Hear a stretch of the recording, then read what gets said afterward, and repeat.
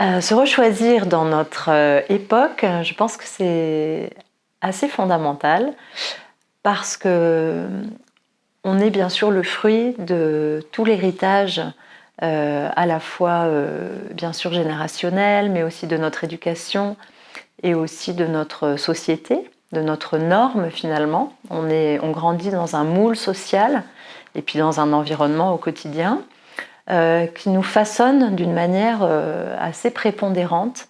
Et c'est important d'en prendre conscience pour pouvoir retrouver la marge de liberté, finalement, de souveraineté, de dire est-ce que c'est vraiment ça que je veux? Est-ce que c'est vraiment ça que je suis? Est-ce que c'est vraiment ça que je veux faire, donc cautionner aussi par mes comportements? Et donc je me suis intéressée aux neurosciences parce que c'est des rouages vraiment importants pour comprendre comment se transformer soi et transformer nos comportements à l'égard de la planète. Et on voit qu'à plus de 90%, notre cerveau fonctionne de manière à la fois répétitive du jour au lendemain et à la fois inconsciente.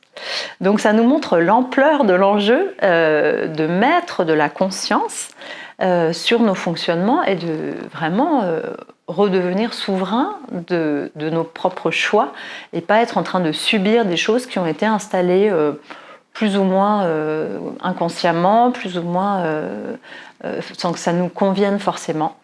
Et donc j'ai trouvé que c'était important d'aller comprendre ces mécanismes psychiques qui permettent à la fois d'être bien sûr plus heureux, mais aussi plus vertueux. Finalement, on est dans une époque où il y a beaucoup de marasme, de désespérance et d'inquiétude par rapport à l'état de la Terre.